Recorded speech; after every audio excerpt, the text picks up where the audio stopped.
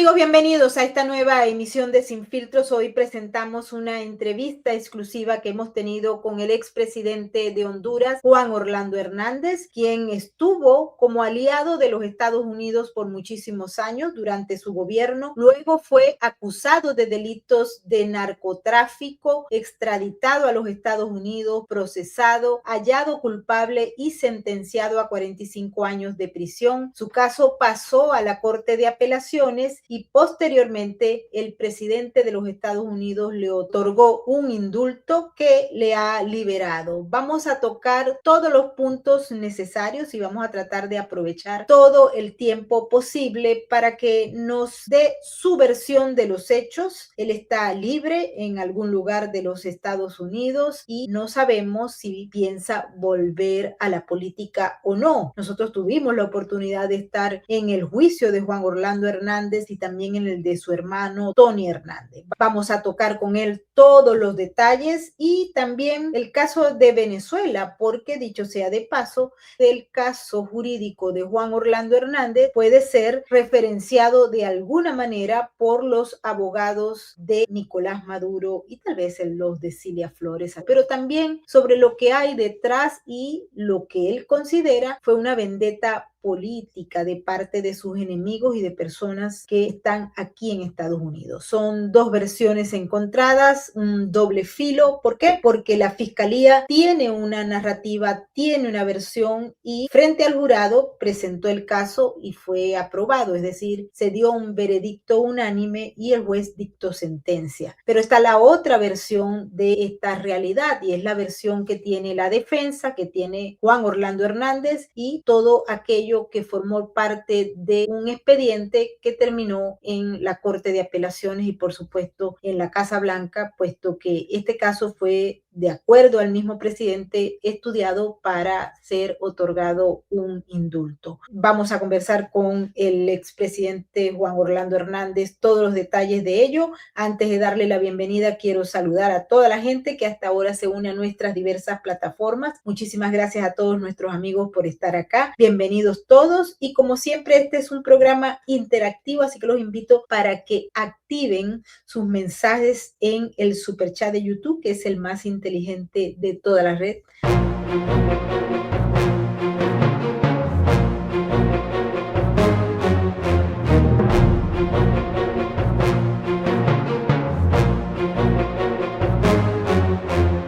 Y de inmediato le damos la bienvenida al doctor Juan Orlando Hernández, expresidente de Honduras, y con quien vamos a tocar temas que ustedes están esperando. Muchísimas gracias por estar con nosotros. Bienvenido. Muchas gracias, Mabel. Gracias por esta oportunidad y un saludo a todos sus seguidores. Decirles que esta es una oportunidad para mí de contar la verdad. Empecemos por todo el proceso. Esto va para un público que no necesariamente estuvo con nosotros en el proceso en Nueva York y no conoce a ciencia cierta qué fue lo que ocurrió. Así que vamos a contarle la historia desde el principio. Inicialmente, la defensa y la fiscalía estuvieron frente a dos versiones completamente diferentes. Estamos hablando del Departamento de Justicia de los Estados Unidos y estamos hablando, para aquellos que no conocen a el señor Juan Orlando Hernández, de un presidente que fue aliado estratégico del gobierno estadounidense por muchos años y luego, concluido su mandato, fue solicitado, extraditado, juzgado y posteriormente pasa a ser perdonado por el presidente de los Estados Unidos.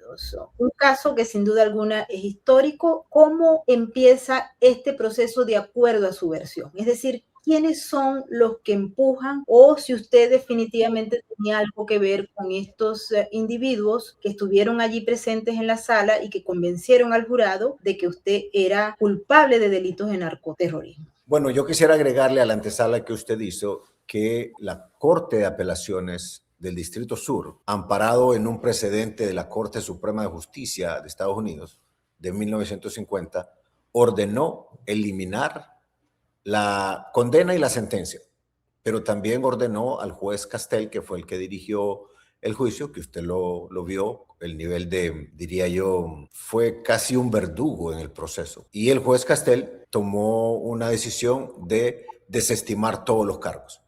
Entonces, dos poderes del Estado han hablado aquí y hay una particularidad, que es que los fiscales que me acusaron a mí fueron consultados por mi abogado antes de presentar la anulación en la Corte de Apelaciones, que si ellos se iban a oponer o no.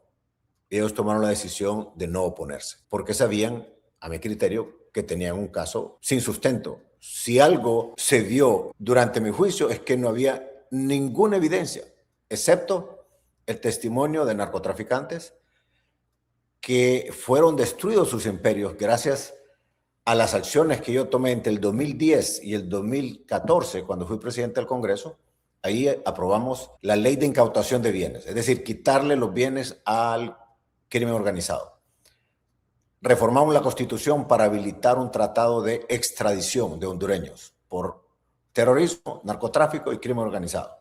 Ahí también impulsamos la reforma o purga a la Policía Nacional, porque ya después, cuando presidente, eso me sirvió para depurar la policía, porque sacamos alrededor del 60% de los policías, desde generales hacia abajo. Y también, cuando fui presidente del Congreso, creamos la ley de la tasa de seguridad. Ese es presupuesto especial para un problema especial, porque Honduras se convirtió del 2008, 9, 10 y 11 en el principal paso de la droga del sur del continente hacia el norte, a Estados Unidos. Pero al pasar por Honduras, se convirtió Honduras en el país más violento del mundo. Llegamos a tener una tasa de casi 90 muertes por cada 100,000 habitantes. Esa es la mayor tragedia que mi país ha sufrido en la historia.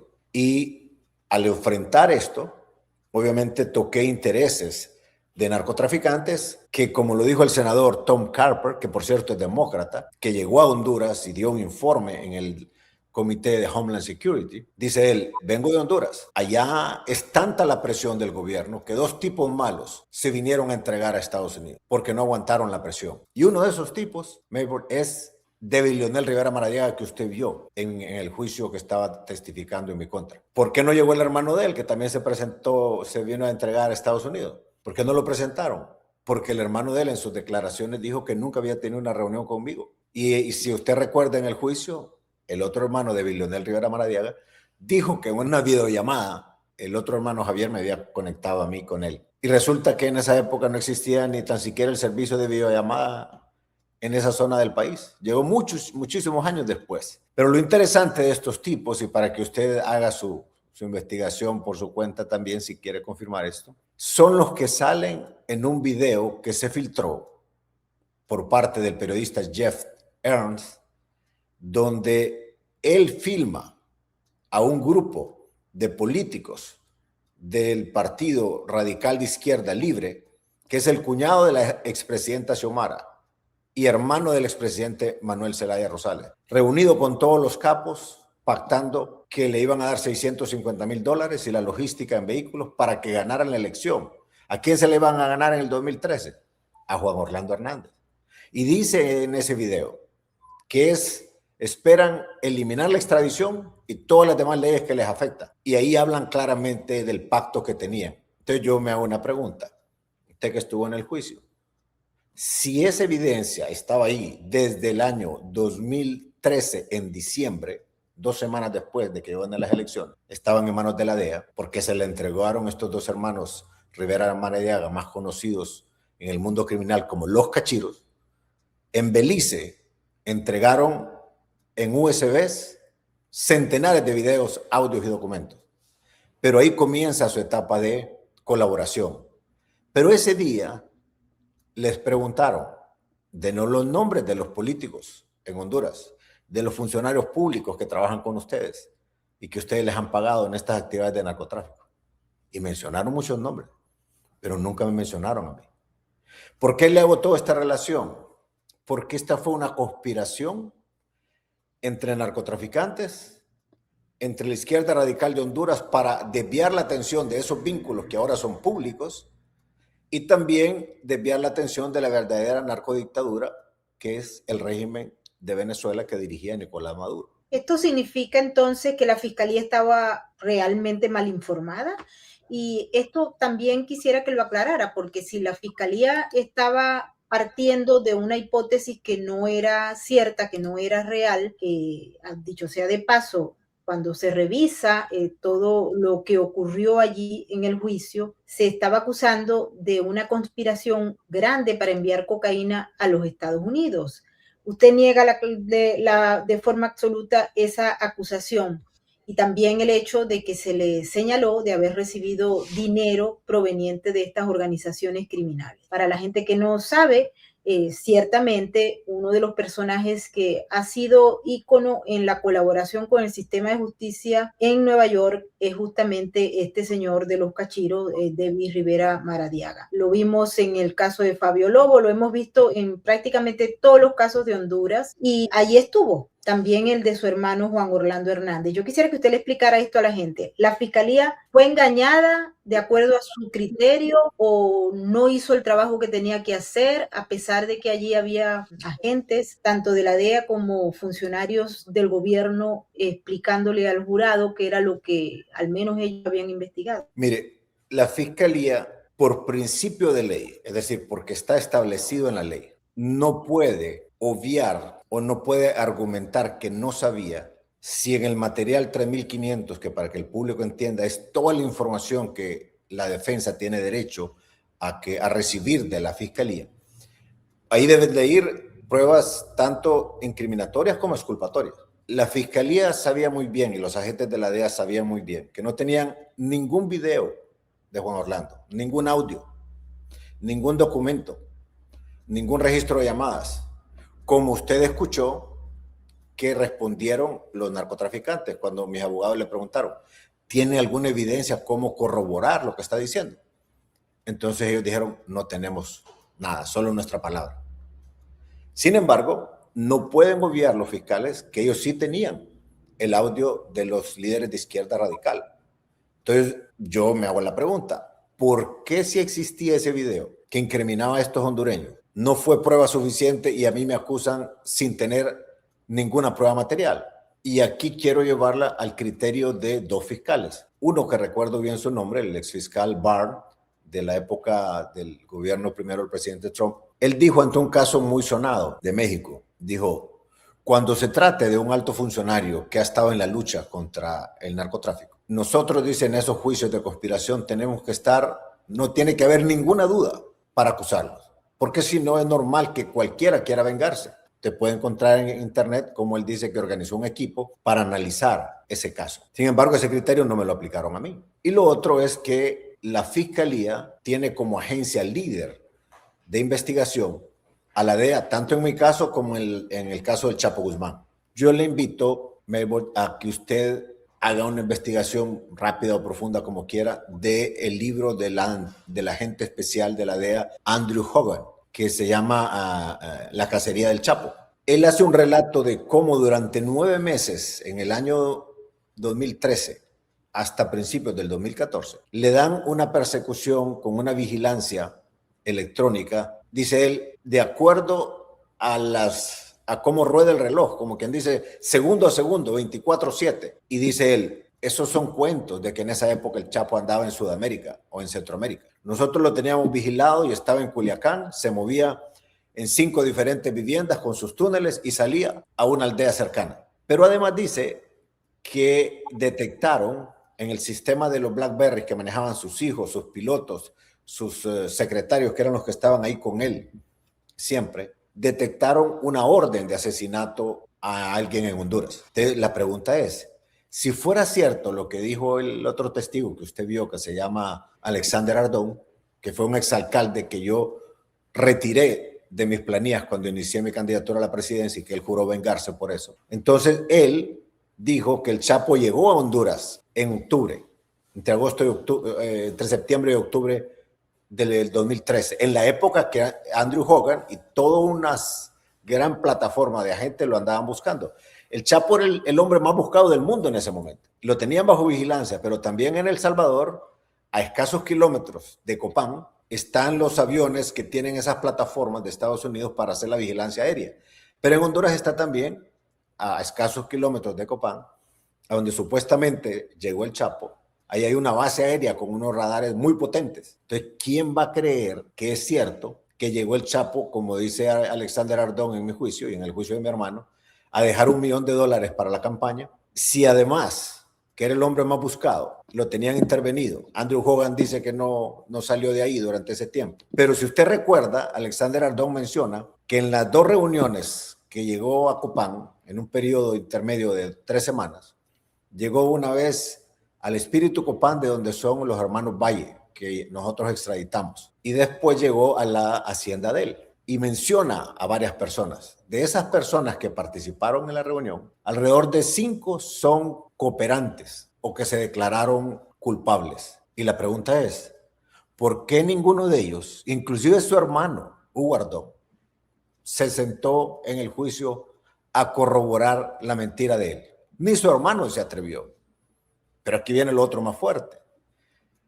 Uno de los hermanos, Valle, fue entrevistado por fiscales de Virginia y le hicieron una pregunta en este sentido. Dice, ¿es cierto que usted quería asesinar al presidente Hernández? ¿Es cierto que usted quería asesinar a la madre del presidente Hernández? ¿Es cierto que usted quería asesinar a personal de la embajada americana? ¿Es cierto que ustedes conocían al Chapo y lo llegaba a visitar a Copán, en el Espíritu Copán? Y la respuesta fue, sí queríamos asesinar al presidente Hernández. A su mamá no, ni a ningún funcionario de la embajada americana. Y el Chapo nunca llegó a verlos, ni somos conocidos con él. Pero entonces, ¿dónde está mi sorpresa? Y para que se den cuenta ustedes de cómo se manejó esto. Está en los documentos que los fiscales nos entregaron a nosotros. Entonces, ¿por qué validan la mentira de este tipo si Andrew Hogan lo contradice? Un agente de la DEA. Y es más, yo la invito a que revise todas las transcripciones del juicio del Chapo a ver si me mencionan a mí ahí o mencionan algo relacionado al juicio. Bueno, yo estuve en el juicio de Joaquín El Chapo Guzmán.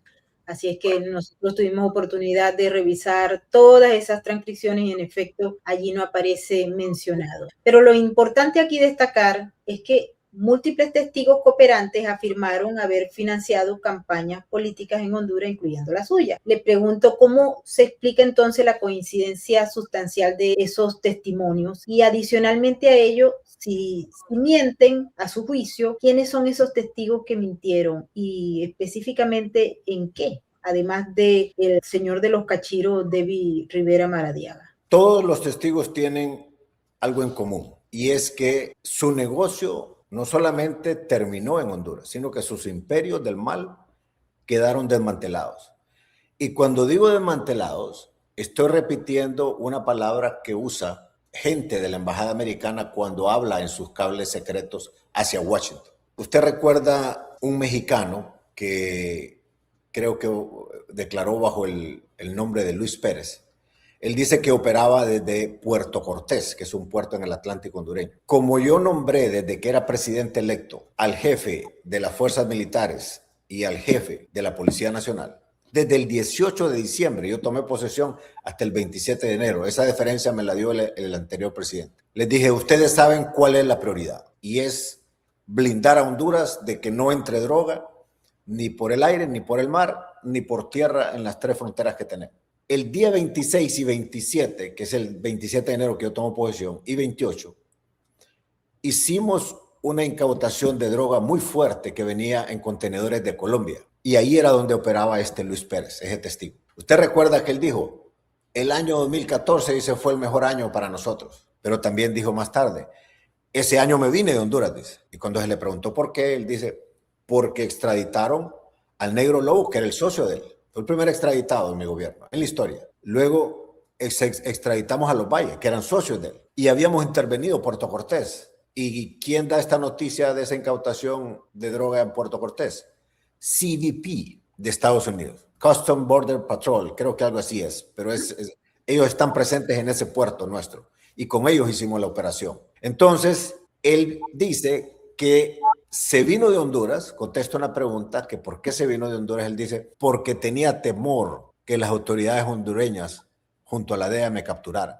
¿Y cómo es posible que yo era colaborador de ellos? Y se inventó una frase que dijo, a través de alguien de apellido Mario le mandamos nosotros dinero a la campaña. No dijo que me lo entregaron a mí, pero dijo a la campaña. Y se le preguntó, ¿dónde tiene los documentos o dónde tiene un registro telefónico? No tengo. Fabio Lobo, ¿qué es lo que pasó? Fabio Lobo, en otro juicio, aceptó frente a juez, aceptó haber mentido a otro juez para reducir su condena. Fabio Lobo, cuando yo inicio mi gobierno, como ya su padre no era presidente, se le quitó toda la seguridad porque él usaba los carros que le apoyaban para andar haciendo esas maldades de andar traficando o haciéndole mandados al Cachiro, a De Vilionel. Pero antes, inclusive, cuando yo era presidente del Congreso, yo di instrucciones, por la forma de ser de él, que no permitieran que llegara a mi oficina. Usted recuerda que cuando él argumentó que era gran amigo mío, amigo de la familia, mi abogado le preguntó, ¿tiene una foto o algo de esas reuniones familiares o sociales? No tenía nada, porque para mí era un tipo nefasto, y se lo dije al padre, y el padre me reconoció.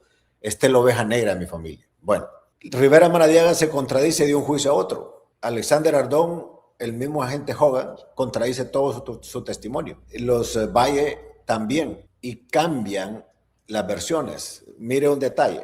Alexander Ardón dice que mi hermano, Juan Antonio, le mostró un fusil de marca Scorpion con una bandera de Honduras y dice presidente Juan Orlando Hernández, presidente de la República. Entonces dice en el testimonio que ese fusil él lo vio en el año 2013 y ese fusil lo encontraron en el teléfono, una foto de mi hermano cuando fue detenido aquí. Resulta que la foto es del 2016, que fue la fecha en que ese fusil ingresó a Honduras como una donación al presidente que normalmente hacen las empresas que venden armas a otros estados. Y ese fusil estuvo siempre custodiado por la Guardia de Honor Presidencial porque era un regalo. O sea que él dijo que lo había visto antes de que fuera fabricado el fusil. Pero como sabían que eso lo íbamos a decir, no lo argumentaron en el juicio mío. A mi hermano le presentan fotografías, si usted se fija en el juicio, mira las fotos, siempre las fotos de las armas tienen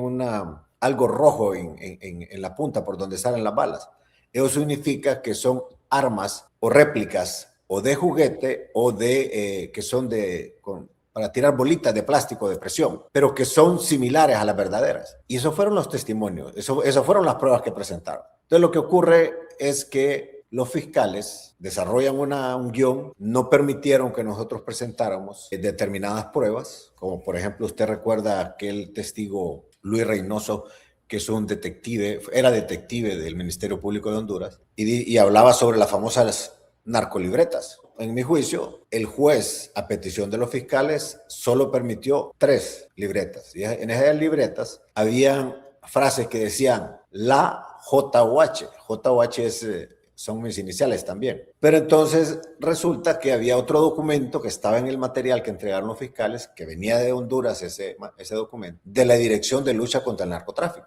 En ese documento se describe que el día que decomisan esas libretas, también decomisan un documento de una empresa que se llama PS Tecnologías. Y los socios están enumerados ahí. Y una de las socias se llama Janet Orellana Hernández, si mal no me falla la memoria. O sea, que fácilmente con ese documento nosotros podíamos decirle al jurado, ajá, si en español, cuando usted usa la, se puede referir a una mujer o a una organización o empresa, pero nunca va a decir la JOH para referirse a un hombre. Y ahí estaban las iniciales de esa persona coincidían con la JOH. Pero lo otro más ridículo es que decían, y se le dio a JOH, supuestamente a mí, vamos a ver, $8,000, $3,000, $2,500. Y alguien decía, pero en el mundo criminal, ¿quién va a dar por una operación de narcotráfico $3,000?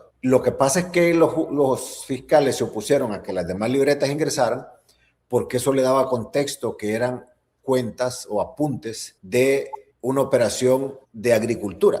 Todo iba relacionado con la agricultura. Pero lo más grave es que el juez le hizo caso a los fiscales y no permitió que ese documento que yo le digo de la Dirección de Lucha contra el Narcotráfico lo presentáramos en el juicio. O sea que los jurados no supieron de eso. El narcotraficante está en su ADN, el que está en el mundo criminal está acostumbrado no solo a mentir, a asesinar. Y como escuchó usted ahí a ellos, gozaban, decían, cuando torturaban a la gente. Son capaces de lo peor. Y si para salvarse de una sentencia de por vida tienen que mentir, para ellos es fácil. Ese es su modo de vida. Entonces tenían el incentivo de reducir las sentencias, de quedarse viviendo en Estados Unidos o en otro país con una nueva identidad, les dan parte de los bienes que les han decomisado o que les permiten tener ahí escondido, le protegen a su familia, no regresan a Honduras a pagar por los asesinatos que reconocieron ellos. Uno de ellos se acuerda de Vilionel, 78 personas. Alexander Ardón reconoció haber participado en la muerte de 56 personas.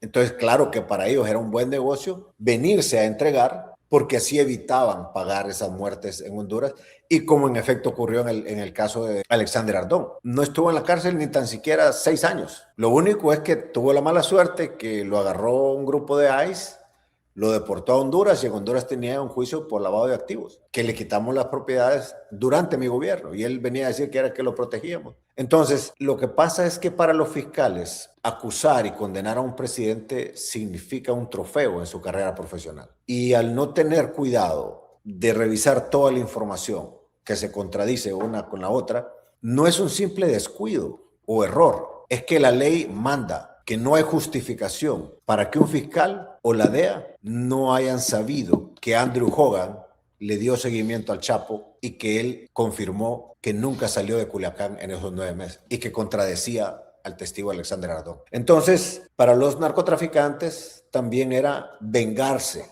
de quien hizo lo que nadie se atrevía a hacer en Honduras, que era enfrentarlos. Y los políticos, ¿cómo entran aquí? Los de la izquierda radical del Partido Libre, al atacarme a mí usando los testimonios o las frases de los narcotraficantes, ellos logran desviar la atención de sus verdaderos vínculos. Nunca creyeron que los habían grabado, y después salió el video y solo ha salido uno de muchos que hay ahí. Pero también desvían la atención del régimen de Nicolás Maduro, a quienes yo denuncié en el año 2019. Yo la invito a que vea mi discurso en Naciones Unidas en septiembre del 2019, cuando hablo del vínculo entre el Partido Radical Libre en Honduras y el régimen de Nicolás Maduro.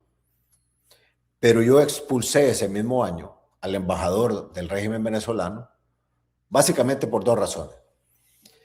Porque los venezolanos llegaban en cantidades a Honduras y nos tocaba que atenderlos, y cuando hablábamos con ellos les decían, es que de nada sirve estar en Venezuela si no van a reconocer las elecciones.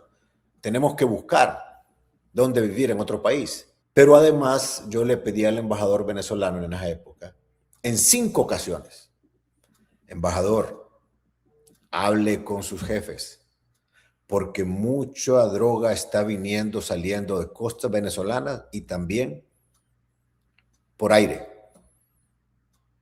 Nunca me dio una respuesta. Entonces yo le digo, voy a entender que su silencio es que no quieren colaborar, porque yo hablo constantemente con los presidentes que han estado en Colombia y ellos colaboran. De hecho, ya hay un protocolo entre nuestras Fuerzas Armadas y la policía y los entes de inteligencia, y trabajamos coordinadamente. Pero nunca quisieron. ¿Por qué? Me imagino que va a salir ahorita en el juicio de Nicolás Maduro. Entonces, ahí ve usted cómo están los intereses de los narcotraficantes con los de la izquierda radical en Honduras, la izquierda latinoamericana, y entran también en juego los de la izquierda radical del Partido Demócrata. Ven la oportunidad de ayudarle a sus socios ideológicos a llegar al poder a Honduras, atacándome a mí, promoviendo una presión hacia el Departamento de Justicia, y de esa manera terminó en el año 2021 ganando las elecciones Xiomara Castro, la cuñada del que aparece en el video recibiendo el dinero en el 2013. Y esa vez hablaron de eliminar la extradición, y la presidenta Xiomara Castro ordenó a su gobierno eliminar la extradición. Sí, eso lo vimos. Quisiera, porque vamos a tocar más adelante el tema de Venezuela, también de los narcosobrinos, cuyos principales socios estaban en Honduras, y algunos de ellos fueron traídos acá y otros no, y unos fueron perdonados porque colaboraron con la justicia. Pero dejando de lado el tema de Venezuela en este momento, porque quisiera que también explicara, cuando se plantea el hecho de que fue una vendetta política y los actores que estuvieron participando en esto, le queda a muchos la preocupación de saber entonces si los políticos en Honduras que impulsaron su caída, lo habían denunciado, pueden tomar decisiones importantes en el Departamento de Justicia de los Estados Unidos. ¿Hasta qué punto puede haber una influencia directa para que se abra un expediente de este calibre y ellos estén detrás? ¿Cómo se explica esto? Mire, usted puede buscar en internet o los que nos están escuchando. Hay un programa en Honduras de televisión que se llama Frente a Frente. Ahí apareció un personaje cuyo nombre es Gilberto Ríos, más conocido por el alias de El Grillo. El Grillo en el Partido Radical de Izquierda es de los principales defensores del socialismo del siglo XXI y está al más alto nivel en la dirección del Partido Libre. En televisión, con otros 3 ministros del gobierno del Partido Libre, él dijo lo siguiente, dijo, 6 meses antes de la elección que ganamos con Xiomara Castro, ella anunció que iba a romper relaciones con Taiwán y se iba a ir con China. En ese momento de ese discurso, solo pronunció eso ella y nuestra candidata Xiomara Castro recibió un mensaje invitándola a una conversación con la embajada americana. Y en esa reunión, dice, se pactó que ellos iban a reconocer nuestro gane, o sea, los de la izquierda radical libre, y que a cambio se iban a llevar a Juan Orlando. Claro, dijo él, el juicio de Juan Orlando fue un juicio injusto. Ese juicio, dice, ya se sabía que él estaba condenado desde que puso el pie en el avión. Y además, dice, fue un juicio político. Y los otros 3 ministros de la izquierda radical dijeron sí, así es. Lo dijeron ellos. Y hace poco, el que era vicepresidente del candidato, fue candidato en estas elecciones anteriores también, Salvador Narrala, él dijo, había un grupo del Partido Demócrata que en efecto se quería llevar a Juan Orlando. Entonces, si usted revisa los ataques de ciertos congresistas o senadores, eran ataques de orden político y basados en los rumores que habían empezado a generar ya los narcotraficantes porque sabían que eso les podía permitir salir en libertad. Así se fue planteando toda la trama. Es decir, que fue o tuvo alguna influencia china en este caso en particular, tomando en cuenta el tema de la geopolítica y su posicionamiento con Taiwán. Estamos hablando de esto y que puede haber alguna influencia del régimen chino en el Partido Demócrata y en el movimiento político socialista en Honduras. No, lo del Partido Demócrata no lo sé, pero que la presidenta Xiomara Castro después, cuando ya llegó al poder, sí, en efecto, rompió relaciones con Taiwán y comenzó las relaciones con China. No me consta, pero ha circulado mucho en Honduras la teoría de que dejaron muchos contratos de concesión establecidos. Lo que sí pude ver yo es que esa relación le trajo un tremendo daño a la industria camaronera hondureña, al grado de que tenemos que probablemente 60,000 familias sin empleo que vivían de la camaricultura en el sur del país, porque nunca se concretó lo que supuestamente les habían ofrecido de China. Pero el régimen anterior de Libre sí en efecto tenía una relación muy cercana con la gente de China. Que le haya fallado, de acuerdo a lo que dijo Gilberto Ríos, el Grillo, al acuerdo a Estados Unidos, ya esa es otra cosa. Testimonio de muchos de estos criminales, que nosotros tuvimos oportunidad de verlo en vivo, directo, conllevó a que el jurado fuera convencido de que usted era culpable de los delitos por los cuales la fiscalía lo estaba acusando y procesando. Y en todo caso, aquí para la gente que nos está viendo desde otro contexto, la ley de los Estados Unidos se permiten condenas por conspiración y por testimonios corroborados. Yo quisiera que también, no solamente como acusado, sino también como abogado, nos explique su percepción. ¿La fiscalía logró presentar más allá de la duda razonable su caso, con lo cual pues logró su condena? Para empezar, el jurado solo escuchó la versión de los testimonios de los narcotraficantes, porque la fiscalía le pidió al juez y el juez estuvo de acuerdo, por ejemplo, en que no se presentara ese documento que le digo de la DLCN que echaba por tierra la teoría de las famosas narcolibretas. no permitieron, y mi abogado también en los últimos 6 meses casi no llegaba a verme por enfermedad. Yo le pedí al juez que me lo cambiara porque ya no tenía ni confianza ni comunicación con él. Y el abogado lo aceptó y le dijo, señor juez, es que estoy enfermo. Y también, ¿se acuerda? Raymond Colón y mi madre también. El juez no lo quiso cambiar, no me permitió cambiarlo. Yo le decía, nómbreme uno nuevo. Nombró a Renato Estabile, si usted recuerda, y Renato le escribió y le dijo, señor juez, no puedo en 3 semanas hacer un trabajo como la ley me ordena. Y pido ampliación. Tampoco quiso el juez. ¿Qué otra cosa evitó el juez? En Estados Unidos hay un reporte muy importante que cada año el presidente envía a través del Departamento de Estado al Congreso de Estados Unidos para certificar los países en la lucha contra el narcotráfico. Ese reporte se llama, informe, el informe de la Estrategia Nacional Antinarcóticos. Si usted revisa cada año, usted va a ver todos los logros de Honduras, que por eso en la época de Obama me ponían a mí como el ejemplo a seguir en la región. Pero no permitieron que presentáramos esos reportes. El jurado se hubiera informado que cuando yo comienzo en el Congreso con estos temas y con el apoyo de los diputados, y luego en la presidencia, ahí está documentado todos los avances. Eso es ya en la parte de los informes que son públicos. ¿Quiénes elaboran estos informes? Hay una fuerza de tarea conjunta de la DEA, del FBI, del Comando Sur, de la Guardia Costera, entre otras agencias. Entonces, ese reporte sirvió para que cada año de los 8 años que yo fui presidente, Honduras fuera certificado como socio confiable. Claro, si los jurados hubieran escuchado eso, por lo menos hubieran dudado.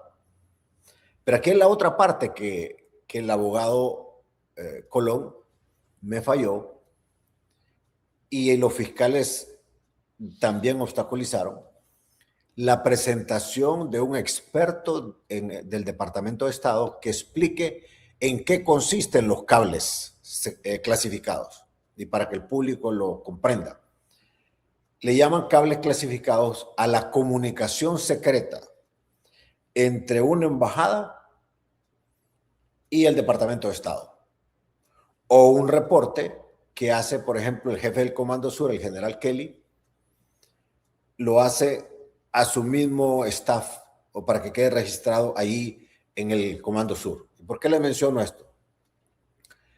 Porque en los cables que yo leí, encontré las mismas frases que me comentaban a mí en privado o a veces en eventos públicos. Por ejemplo, dicen en los cables, Juan Orlando Hernández es un hombre de palabra porque manejó la aprobación de la extradición en el Congreso y cuando fue presidente fue el primero en aplicar las extradiciones. Porque hubieron 2 años antes de mi presidencia que el presidente era Pepe Lobo y no quiso tramitar 3 extradiciones. 3, si la memoria no me falla.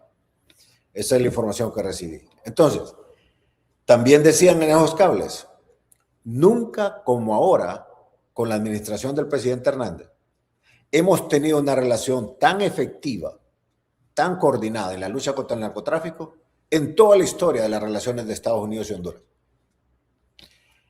El general Kelly, en un cable del Departamento de Defensa, redactó lo siguiente, y 2 años después, bajo juramento, Maybor, bajo juramento, lo dijo en un comité del Senado. Dice, en enero del año 2014, yo me reuní con el presidente electo, porque no había entrado todavía yo en oficina, Juan Orlando Hernández, en una reunión secreta en Miami. Y él me planteó su plan y me pidió apoyo. Y ahí me dijo claramente, vamos con las extradiciones, les vamos a quitar los bienes a los narcotraficantes, vamos a depurar la Policía Nacional, la vamos a fortalecer, vamos con la creación de la Policía Militar y armar un esquema de coordinación de las instituciones para poderlas potenciar. Eso estaba escrito desde el 2014 en principio, pero después lo fue a declarar bajo juramento en el Senado. Y todavía dijo lo siguiente, después de comentar eso, dijo, y yo le creo, dijo, porque he visto su desempeño. ¿Por qué no me permitieron presentar eso? Y si los fiscales sabían que esa información estaba en el material 3500, ¿por qué le creen más a los narcotraficantes que a los mismos estadounidenses? El senador Carper y el jefe del Comando Sur, John Kelly, sirvieron bajo la administración Obama. Son los mismos del Partido Demócrata. Entonces, eso no lo pueden borrar los demócratas radicales que atacan mi caso. Eso no lo pueden esconder. Ahí está. Y hay más información todavía.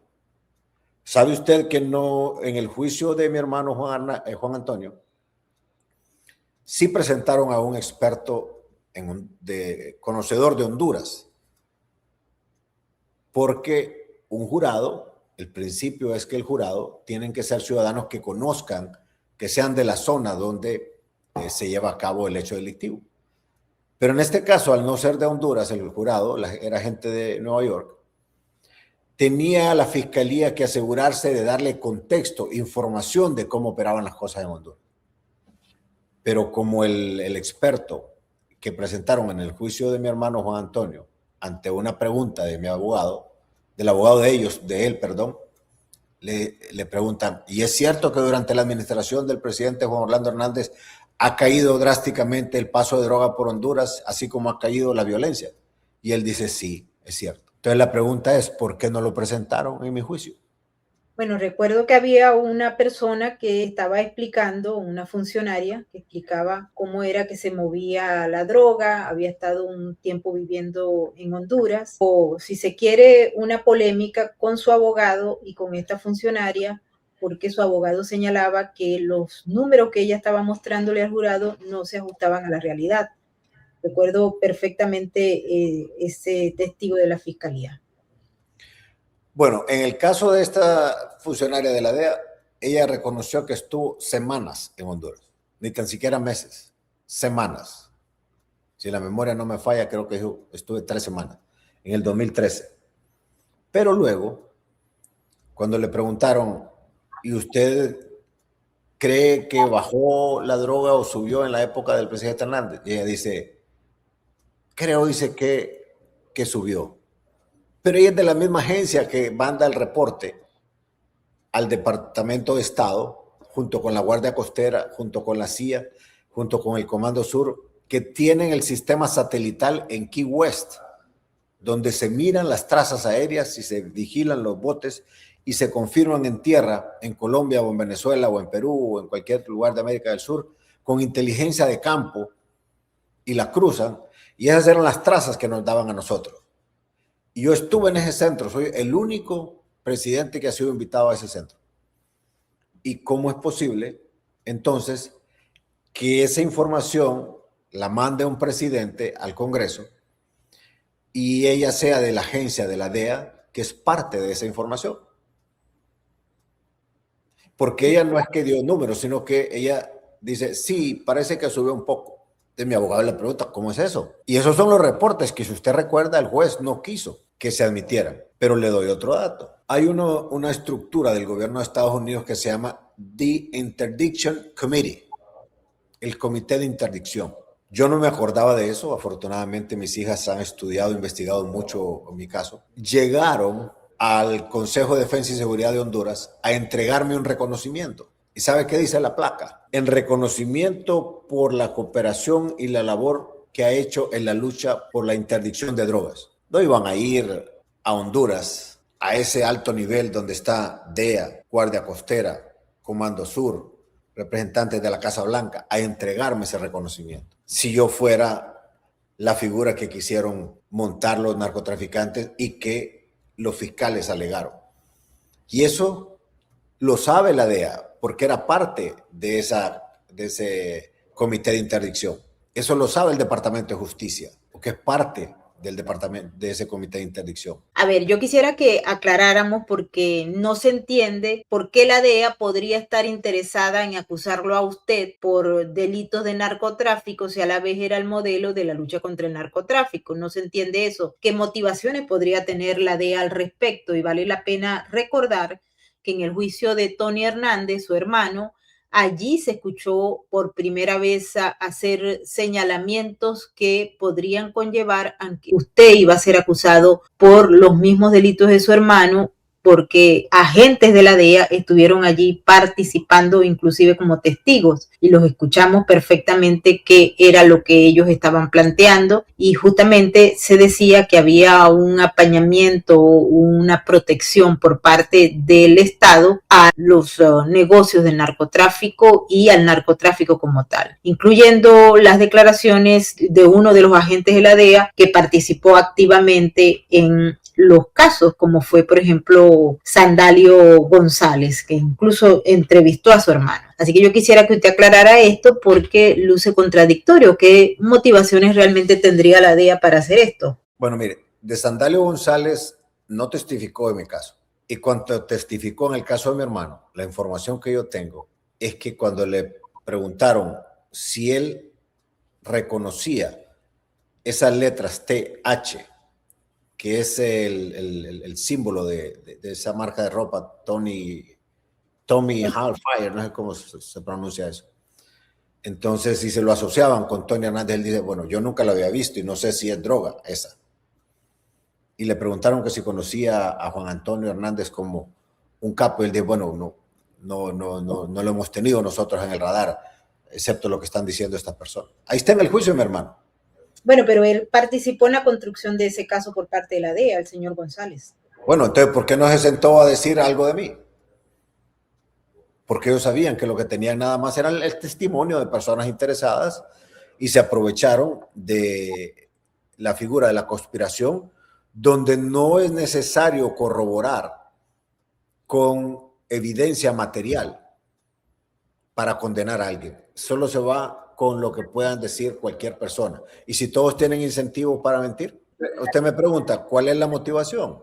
Bueno, la motivación puede ser también ponerse una medalla en sus carreras, lograr condenar a un expresidente, es algo que para ellos es algo meritorio. El problema es que no pueden excusarse de lo que dice la ley, de que ellos, sabiendo muy bien todos los reportes que venían desde Tegucigalpa, de su misma agencia de la DEA, de los embajadores, de los equipos de seguridad que trabajaban con mi gobierno, no hay un cable que diga lo que los narcotraficantes dicen. Más bien dicen todo lo contrario. Aquí lo que pasa es que también la parte política entra en juego, los radicales de la izquierda, porque recuerden que aquí las agencias compiten por presupuesto. Y había una cosa evidente. Yo le hago una pregunta a usted y a todos los que nos están viendo y escuchando. ¿Cómo es posible que estando las autoridades hondureñas en Honduras, estando la DEA presente en Honduras, Honduras se convierte en el principal paso de droga y nadie dice nada hasta que yo llego al Congreso y hago un reclamo público? Se lo dice el presidente Pepe Lobo, allí en el recinto del Congreso, en un evento protocolario donde cada quien da su informe. Les digo, miren, estos 2 años les hemos dado todo lo que han pedido y hemos creado muchos instrumentos y las avionetas siguen cayendo lo mismo aquí, cargadas de droga, y la droga sigue siendo el problema. ¿Dónde está? A esa fecha, la DEA ya estaba en Honduras. Ajá, ¿y por qué somos nosotros los que actuamos primero y hasta después la DEA dice que hay que declarar organización criminal a los cachiros en el año 2013, en marzo? Sin embargo, yo impulso la ley y logro que se apruebe en el Congreso la ley de incautación de bienes en el 2010, en junio. En el 2011 y a principios del 12 aprobamos la extradición. A su juicio, ¿por qué usted cree que Estados Unidos no encausó a Pepe Lobo? El Cachiro dijo que él había estado involucrado en todo lo que tenía que ver en la campaña Él pagó, según el Cachiro, un dinero y había eventualmente estado involucrado. Eso lo escuché yo con mis propios oídos en una audiencia con el Cachiro. No sabría decirle, yo de Pepe Lobo lo que le puedo decir es que él me pidió a mí en una llamada telefónica que tuviera cuidado con la aprobación de la extradición. Y yo le dije que ya lo había analizado por mucho tiempo y que no miraba otra salida porque estábamos perdiendo el país, era demasiada la violencia. Habían territorios controlados literalmente por el crimen organizado. Y después, cuando él fue presidente, también se dio un incidente que un jefe de la Fuerza Aérea hondureña, siguiendo los protocolos, de acuerdo a la información que yo tengo, siguiendo los protocolos del caso, los pilotos hondureños se levantaron y siguieron los protocolos de intercambio de señales con los pilotos de los vuelos ilegales de droga. Y como no aterrizaron donde les ordenaron, derribaron a 2 avionetas. Y lamentablemente, para mi forma de ver las cosas, la solución a esa situación fue despedir de su cargo al jefe de la Fuerza Aérea. Y yo hice mi reclamo y le digo yo, ¿cómo pueden hacer eso? Si un militar, su principal tarea es defender la soberanía de su país. Y por eso después creamos la ley de espacios aéreos, ya para mi periodo, pero un grupo de demócratas radicalmente opuestos a eso, y miembros de la DEA también. Probablemente ellos llevan investigaciones que, como yo les decía, pueden durar 2, 3, 4 o 5 años. Pero Maybor, mire, a nosotros nos asesinaban en esa época 55, 60, 70 personas diarias. No, como les dije yo no puedo echar para atrás esa ley, ni dejar de blindar Honduras por aire, tierra y mar, porque creamos 3 escudos, el aéreo, el marítimo y el terrestre, y esperar que ustedes terminen una investigación, porque nos están matando a la gente, nos están corrompiendo las instituciones. ¿Usted recibió algún incentivo por parte de la administración Obama para que aprobaran esa ley? No, yo lo que recibí más bien fue visitas de la embajadora junto con gente de entiendo que era de la DEA, un agente, que me decían que reformáramos o echáramos para atrás esa ley. Yo les dije que no podía, porque venía comenzando mi gobierno y creía que ese era un instrumento muy importante para que no llegara la droga por aire. Pero después recibí una visita, yo estaba en la OEA, de 2 altos funcionarios del Departamento de Estado para pedirme lo mismo. El argumento de ellos era que podía darse un error y derribar un avión civil, como había ocurrido hace décadas en Perú. Y les digo, no, los pilotos nuestros son de lo mejor que hay en la región, pero además en la ley se establecen protocolos basados en el Convenio Internacional de Chicago, que son protocolos muy estrictos. Pero además, ahora lo puedo decir, fíjese, que al general Kelly sí le dije yo en privado, mire general, porque él me dijo, la parte política no está de acuerdo con esa ley. Y le digo, general, ¿y qué pasaría si entraran vuelos ilegales a territorio estadounidense o cerca de la Casa Blanca? No, me dice, nosotros tenemos nuestro protocolo. Bueno, le digo, usted sabe que esos vuelos vienen ahí. Me dice, pero no, es un tema de política, me dice. En esa parte no le podemos ayudar. Y le digo, mire, general, lo que yo quiero no es andar disparándole a los aviones, es que tengan temor y ni se atrevan a ingresar. Entonces, no estamos en el tema de andar bajando aviones. Ahora, si no entienden con la campaña que estamos haciendo, con los 2 primeros aviones que bajemos no vuelven a pasar aquí. Pero nunca derribamos ninguno en mi gobierno, no hubo necesidad, porque los pilotos que trasladaban drogas se dieron cuenta que si entraban iban a tener problemas. Pero el general Kelly sí me ayudó en el escudo marítimo, o sea, en el Atlántico, los barcos grandes de ellos, la información, la vigilancia aérea, más la pequeña fuerza naval nuestra, hicimos equipo y logramos el escudo marítimo. Y luego yo hice un acuerdo con cada país vecino, El Salvador, te lo puede investigar, se llamaba la Fuerza Binacional Lempa Zumpul. En Guatemala, en la frontera, la fuerza se llamaba Maya Chortí. Y en Nicaragua, la operación conjunta se llamaba Morazán Sandino. O sea que nosotros, nuestra estrategia era, desde el primer día, blindar a Honduras para que no pasara la droga por ahí. Por eso es que en los reportes que mandaban los presidentes al Congreso, evidenciaba cómo bajó dramáticamente el paso de la droga por Honduras. Ahora, después se fue para Costa Rica. Se iban otra vez para las islas del Atlántico, o el Pacífico de México, o Guatemala, o Belice, pero ya no pasaban por Honduras. Y eso lo sabía la DEA.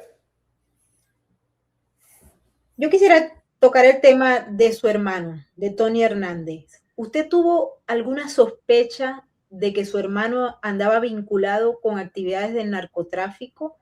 Hay grabaciones que se presentaron en su juicio, donde, por cierto, aparecía también una donde Sandalio González estaba haciendo una entrevista y nosotros la vimos.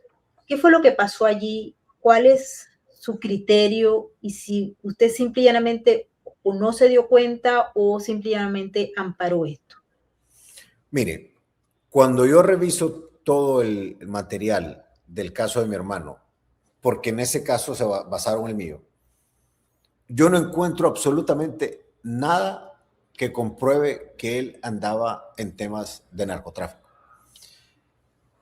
El error de mi hermano fue no saber distanciarse de cierta gente que, como yo le dije, cualquiera se te va a acercar a vos porque sos el hermano del presidente. Y no siempre. Es más, la mayoría de las veces va a ser por buscar un interés más allá.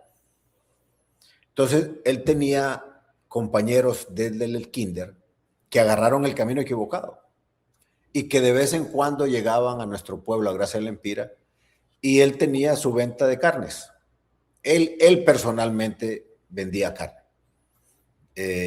Como que dije, barbacoas o un servicio, algo así. Entonces llegaban y se relacionaban con él. Pero cuando decían ahí, uno que se llamaba El Rojo, es que nos dio información, dice, de cómo la Fuerza Aérea levantaba a sus pilotos y vigilaban el Atlántico. Mire, esa información, ahora que soy presidente, sabemos que eso solo lo maneja la gente de Estados Unidos y a cierto nivel, en ciertas unidades especializadas del gobierno. No lo iba a saber un particular. Y lo otro es que en el caso de Tony hay un video con el famoso Cachiro que le ponen una trampa porque ya el Cachiro andaba recolectando evidencias.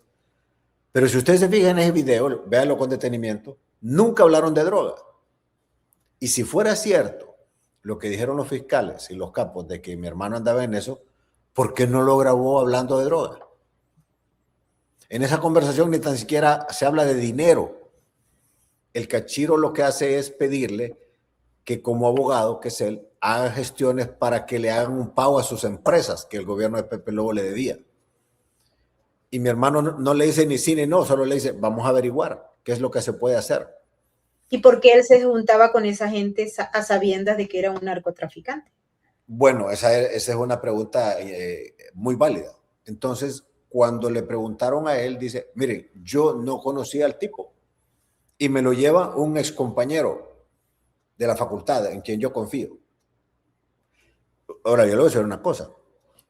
El caso de los cachiros eran famosos porque le decían cachiros, pero famosos por conocerle sus rostros, probablemente solo en la parte del Atlántico, que es muy, muy distante del lugar donde nosotros vivimos. Por ejemplo, los Valle, yo los vengo a conocer en el rostro hasta que miro las fotos de los informes. Pero de ahí no los conocía. Así tan sencillo como eso. Entonces, montaron el caso de mi hermano para montar el mío. Usted puede ver ahí también que evidencia material, ¿qué fue lo que se presentó? Ese video donde Sandalio le habla, está entrevistando a mi hermano y mi hermano le dice, bueno, díganme en qué puedo ayudar, pues. pero yo no he estado en esto. Es que en ese momento es importante entender, a mí me decía mi abogado, la primera vez que me vio Colón, mire, presidente, me dice, solo 2% de posibilidades tiene de que ganemos el caso. Pero le digo, es que todo está claro, solo es cuestión de llegar al juicio y ya va a ver. Y me dice, no, es por conspiración, aquí no importa, sea prueba material o no, con tal de que uno repita lo que el otro dice, aunque diga yo escuché que el otro me dijo que mi abuela vio, es suficiente.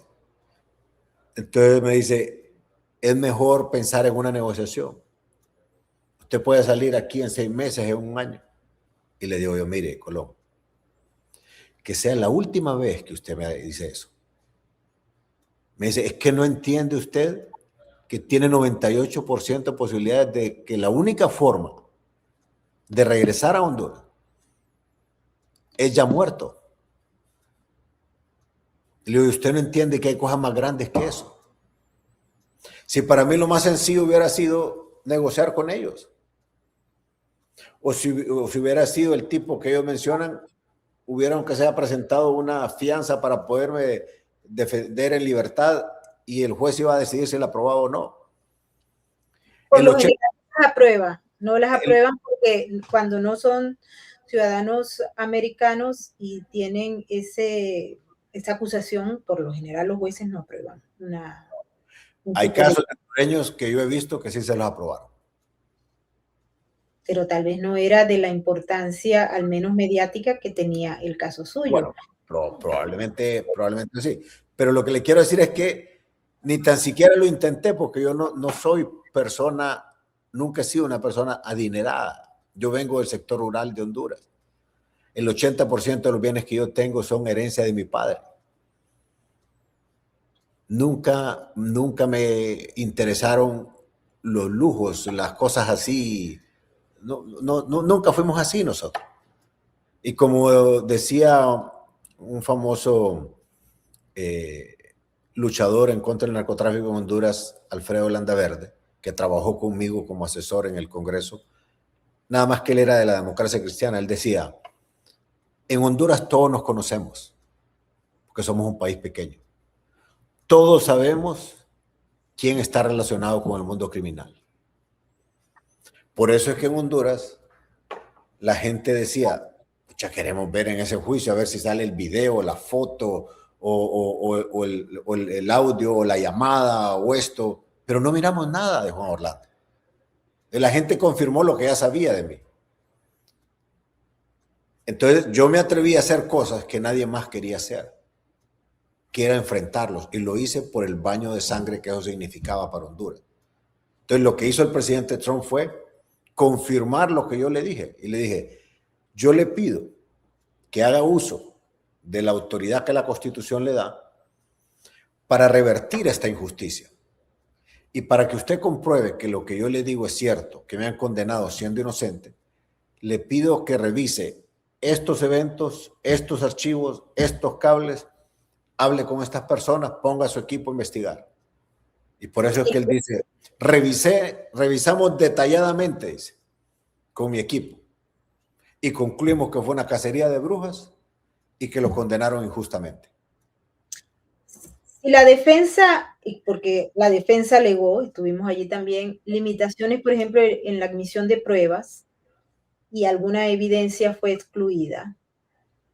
¿Esa evidencia excluida, usted cree que hubiese cambiado el veredicto, tomando en cuenta que el juez controla las evidencias bajo las reglas de relevancia y admisibilidad, pero hubiese cambiado el veredicto si se hubiesen admitido esas evidencias que usted dice que el juez no admitió?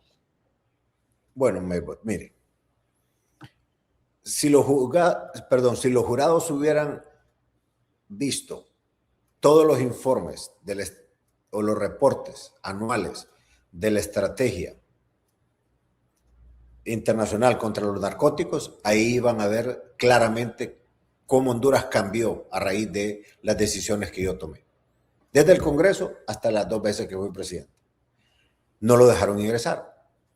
Si los jurados hubieran escuchado, hubieran visto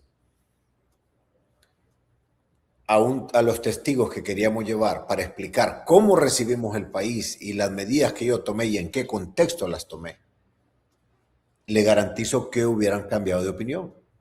Pero no permitieron que el abogado Leonel Núñez, como experto hondureño, en conocedor de todo lo que habíamos hecho, fuera testigo. No permitieron los cables. Vamos a ver, si es un jurado de Nueva York y escucha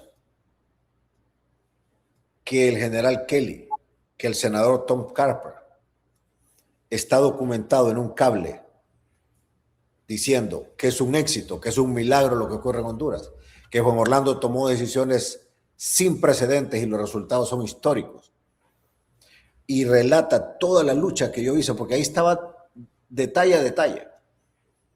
Sí, porque hubieran dicho, son nuestros propios hermanos estadounidenses en Honduras reportando los éxitos de Juan Orlando y de nuestro gobierno en la lucha contra el narcotráfico.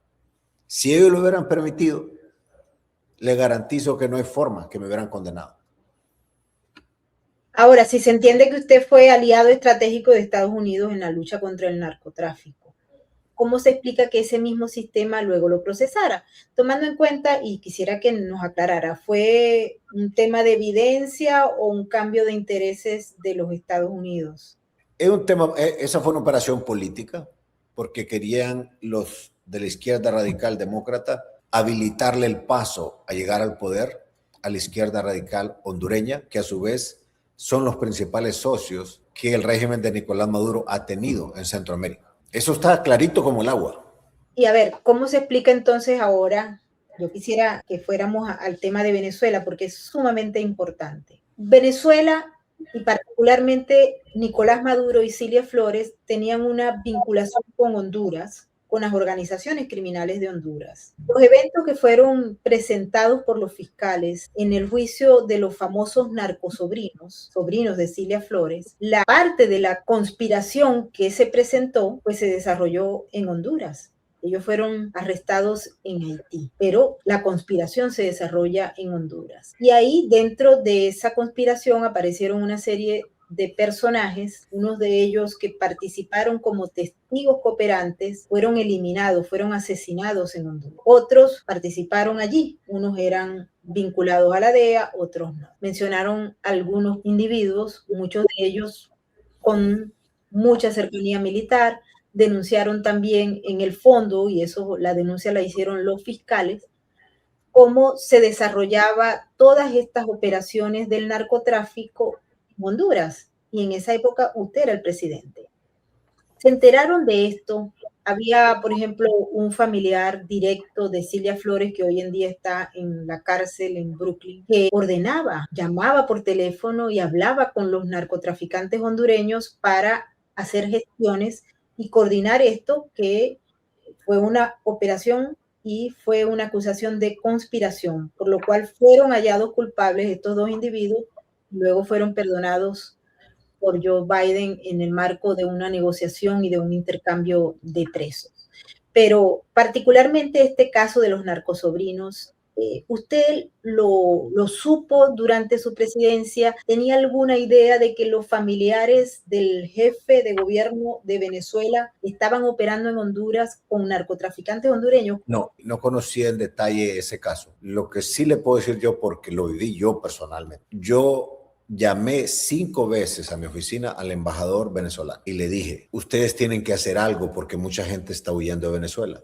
Y la principal queja es la crisis económica, pero sobre todo la represión y que nunca se respeta una elección.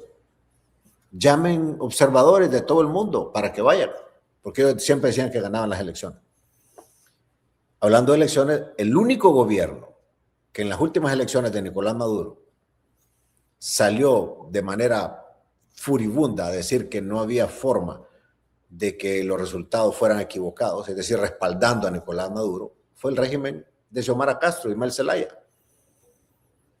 Pero el otro tema con el embajador venezolano, que por qué lo expulso yo, es porque yo personalmente le pido a él que lleve el mensaje que queremos coordinar con ellos para evitar que salgan los vuelos de allá de Venezuela, los vuelos ilícitos, los botes, porque los estadounidenses nos pasaban a nosotros las trazas. Las trazas es el documento en digital donde el satélite va dibujando desde dónde sale un avión, por dónde pasa y a dónde llega. Y eso lo confirman con inteligencia en tierra. Pero igual sucede con los barcos. Entonces, a la quinta vez que él no me dio respuesta, le digo, mire, embajador, esta cooperación nosotros la tenemos con Colombia todos los días. Y yo lo que quiero evitar es que esa droga pase por aquí. Al no tener respuesta, lo expulsé del país. Y lo denuncié en Naciones Unidas al régimen de Nicolás Maduro y la conexión con la izquierda radical hondureña. Usted no se enteró del caso de los narcosobrinos. Hasta después, sí. En Honduras hay una situación. Nosotros tenemos más territorio marítimo que terrestre y nuestra fuerza naval es muy limitada. Obviamente no somos un país de grandes recursos. Solo para que tengan una dimensión. Nosotros tenemos 12 fronteras marítimas diferentes. Entonces, controlar eso solamente lo podíamos hacer con el apoyo de los militares del mar de Estados Unidos. Y esa fue mi primer petición al general Kelly y me la cumplió. Entonces, ellos tenían su flota de barcos supervisando todo el Caribe, ese tramo, esa ruta, y usted ve cómo baja dramáticamente cuando nosotros cerramos el espacio aéreo, el marítimo y el terrestre. Entonces, pero también hay espacios en Honduras que es bien difícil cubrirlos en las selvas y en las, como le pasa a países de Sudamérica. Pero ahí lo que yo le puedo decir es, fuimos altamente efectivos en eso. Y si la DEA logró esa operación, pues bueno, ellos sabrán cómo lo habrán explicado. Usted vio una conexión ahí en ese caso, usted mismo la acaba de relatar. Hubo un intercambio, había una relación relativamente fluida entre el gobierno de Biden y el gobierno de Nicolás Maduro.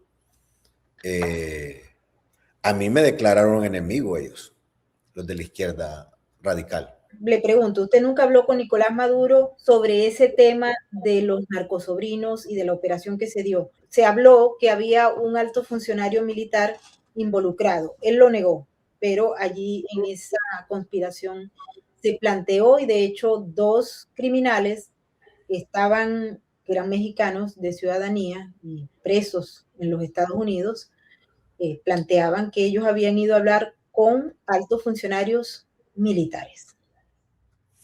Con Nicolás Maduro solamente hablé yo en el segundo día de mi primer gobierno. Fuimos a Cuba a una reunión de la CELAC, que es todos los demás países menos América del Norte, incluyendo Canadá y Estados Unidos. Pero yo fui ahí porque el presidente anterior, Pepe Lobo, estaba saliendo. Me dice, todavía Cuba, Venezuela y Ecuador no reconocen mis elecciones y no van a reconocer las suyas porque viene, a pesar de que ya pasaron 4 años.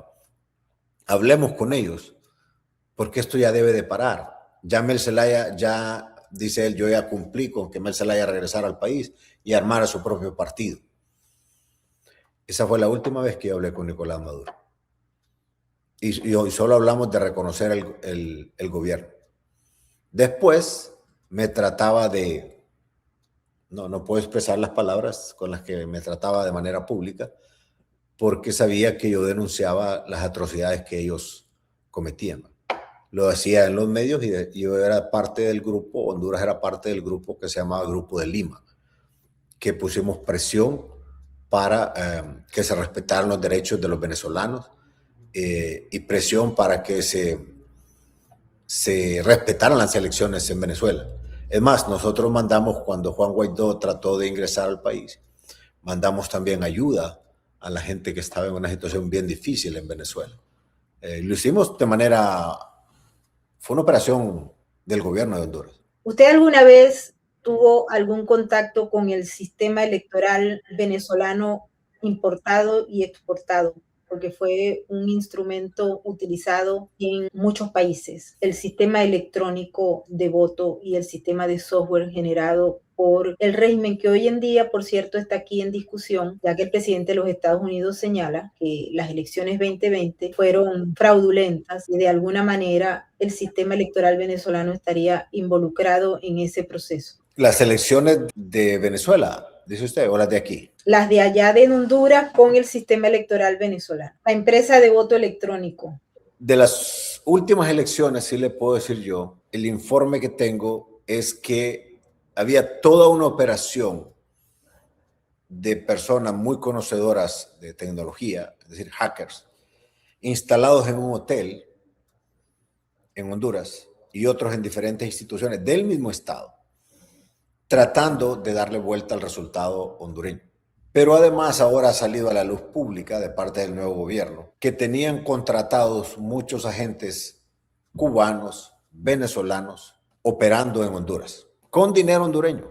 La ventaja que nosotros tenemos en Honduras es que desde mi primera elección instalamos una tradición, que es invitar a todos los países que podamos a que manden observadores internacionales.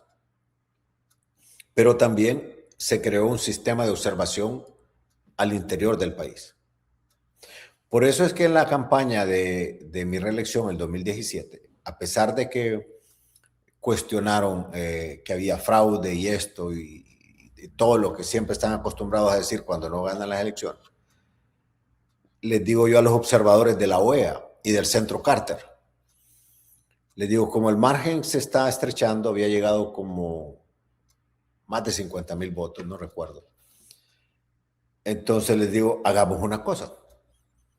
Yo voy a firmar una nota al Tribunal de Elecciones, porque en Honduras el tribunal es separado del Poder Ejecutivo, y les voy a pedir que volvamos a contar voto a voto cada urna que ya se había contado allá en el lugar donde la gente votó, porque Salvador Narrala y Mel Zelaya, que estaban en alianza en ese momento, dijeron que había un fraude, porque algo falló en el sistema de comunicación de los primeros resultados.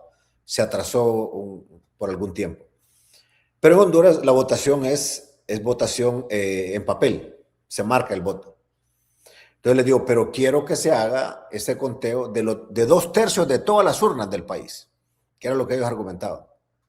Ábranlas nuevamente, pero que esté toda la observación nacional e internacional. Y que estén todas las cámaras de los canales que quieran estar ahí. Y así se hizo el proceso. Y por eso es que la misión de observación de la OEA y de la Unión Europea y el Centro Carter y otros dijeron, no, el ganador es el presidente Hernández. Ahora bien, ¿por qué Nicolás Maduro no quiso hacer eso en la última elección? Pero para quedar claro, ustedes no tienen bajo contrato de transmisión de data ni nada por el estilo la empresa Smartmatic. No lo sé. Yo ahorita no lo sé porque no conocí esos detalles. No lo sé. Con lo que quería terminar es que nosotros como partido siempre somos muy cuidadosos al tener nuestras copias de actas, que fue algo que le recomendamos a la oposición venezolana.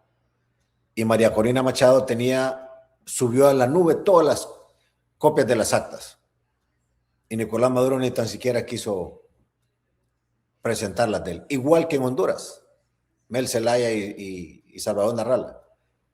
Él ya había firmado en el 2017 la misma nota que yo firmé y después la retiró.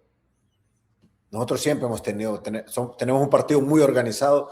Cada acta tenemos nosotros nuestras copias y tomamos fotos y videos cada vez que se están contando los votos. Doctor Hernández, usted durante el periodo de Hugo Chávez, que estaba como congresista, y el de Nicolás Maduro, ¿nunca detectó la influencia y el ingreso de fondos provenientes de la industria criminal venezolana en el sistema financiero hondureño? ¿Había suficientes elementos como para pensar que allí estaba entrando dinero venezolano y se estaba utilizando no solamente con el ánimo de mover fichas políticas, sino también para lavarlo en el sistema financiero y participar en la economía lícita con fondos ilícitos? No, nunca tuve informe de eso. Lo que sí detectábamos nosotros son dos formas de que el dinero llegara a Honduras. ¿Se acuerda aquel esquema de Alba Petróleos? Por supuesto que sí.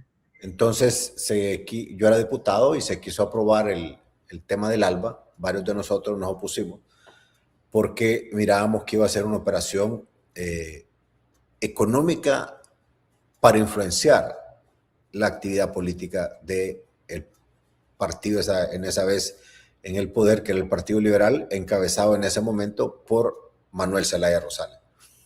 Bueno, Chávez llegó a Honduras a ofrecer todo eso. Y ya mirábamos nosotros cómo influenciaban en El Salvador y en otros países de América del Sur. La otra forma que yo recibí informes que entraba dinero para financiar al Partido Libre en sus protestas y sus actos radicales, cuando queman edificios, llantas, y para organizar también lo que en Venezuela se llamaban los colectivos. Eso ingresaba, de acuerdo a reportes que yo recibí, a través de la embajada. Esa fue la tercera razón por la que yo expulsé al embajador de Venezuela en Honduras. ¿Supo alguna vez si los fondos provenientes de Venezuela pagaban, por ejemplo, todos estos grupos de tráfico humano que traían migrantes ilegales a los Estados Unidos, desde la embajada de Venezuela en Honduras? No conozco los detalles. Yo sí sé que le pasamos información, los entes de inteligencia nuestros, a Estados Unidos cuando habían caravanas de migrantes que movía el crimen organizado. Detectamos personas que andaban en protestas en Honduras, en México y luego en Estados Unidos, en Washington. Las mismas personas que estaban en las marchas creo que se llama Black Lives Matter, algo así, si la memoria no me falla. Lo identificamos en 3 países diferentes. Y en Honduras era por el tema de alentar el tráfico de personas. Yo quisiera volverme nuevamente al caso en la Corte del Distrito Sur de Nueva York. Yo estaba allí cuando el veredicto se dictó y lo vi a usted y vi su cara. ¿Usted tenía alguna idea de que podía ser perdonado y que no iba a estar 45 años de su vida en prisión? No, en ese momento no. Sí tenía la convicción que tarde o temprano, como usted me escuchó ese día, le dije al juez, tarde o temprano se va a saber, juez. Espero que sea antes de que usted muera y yo muera, que aquí hoy se ha condenado a un inocente. Y cuando me di vuelta, yo no sé si todavía estaba usted ahí, y me dirigí al público, dije, díganle al mundo que soy inocente, que fui condenado injustamente. Siempre tuve esa convicción, algo me decía que no iba a ser ese día, pero que más adelante se iba a conocer la verdad. Y siempre tuve fe. Claro, en un proceso como este, uno le pide mucho a Dios. Mi familia hizo un trabajo extraordinario en volver al público mi caso. Y de igual manera me quedé sorprendido yo de cuántas personas en Honduras me tenían en oración, muchos escribiendo mensajes a la Casa Blanca, otros le escribieron cartas al presidente Trump, expresidentes de Centroamérica también. Y un expresidente le decía, yo trabajé con el presidente Hernández en la lucha contra el crimen organizado. Yo no entiendo el juicio, presidente. Haga lo que esté en sus manos, porque esto es una injusticia. Entonces estoy libre porque soy inocente. Y eso siempre tuve yo esa esperanza, esa fe, que se iba a conocer mi caso. Y llegó un momento en el que yo le dije a mi familia, les digo, yo creo que la única ruta que nos queda es hacer pública toda esta atrocidad, esta barbaridad, y documentarla y sacarla. Entonces, particularmente mis 2 hijas menores y mi esposa se dedicaron a eso. Recorrieron Honduras y cuánta presentación pudieron hacer. Y esa información fue llegando aquí. Mucha gente se interesó. Llegaron de Estados Unidos a Honduras a entrevistarlas. Ellas les mostraron todo lo que tenían de información, los pusieron en contacto con gente que había servido conmigo. Imagino que fiscales, policías, militares, periodistas.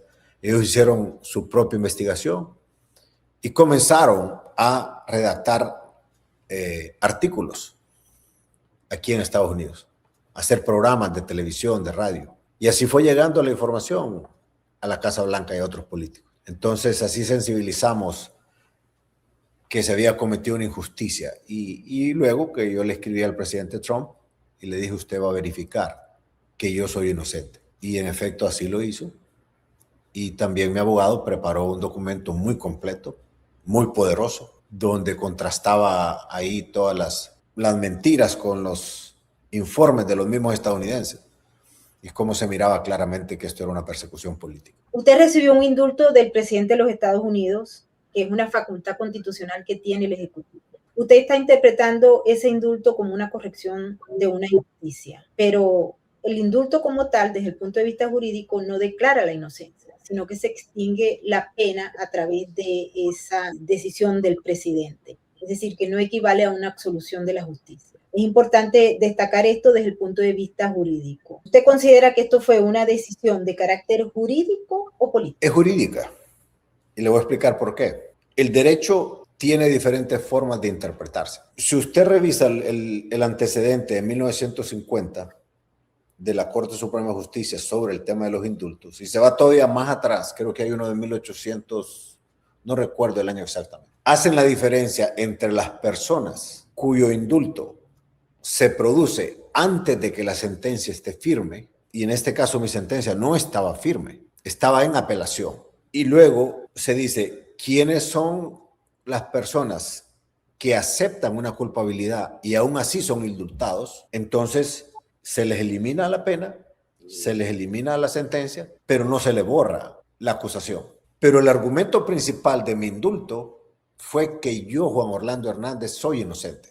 Eso se lo dije al juez en Honduras, a la Corte Suprema de Honduras, antes de mi extradición, al juez Castel, a la Corte de Apelaciones, y se lo dije al presidente Trump. Le dije, presidente Trump, me ofrecieron mis abogados hablar de una negociación y jamás la acepté. Soy inocente. Quiero pedirle que utilice su poder constitucional para que corrija una injusticia. Y él dice, cuando le preguntan por qué lo hizo, él dice, revisamos en profundidad el caso, en detalle, dice, para ser más preciso, revisamos en detalle el caso del presidente Hernández.